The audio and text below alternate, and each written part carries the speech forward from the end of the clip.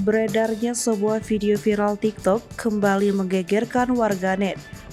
Pasalnya, rekaman video viral TikTok tersebut memperlihatkan jenazah yang hidup kembali. Dalam video viral TikTok tersebut diunggah oleh akun TikTok @aneviral Minggu 30 Oktober 2022.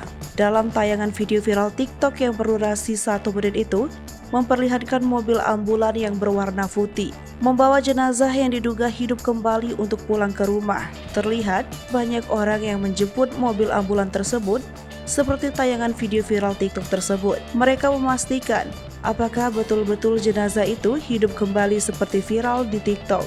Diketahui, jenazah yang hidup kembali tersebut adalah seorang pria yang terlihat di video viral TikTok. Warga yang menyambut jenazah yang hidup kembali itu kebanyakan memakai baju putih seperti video viral TikTok.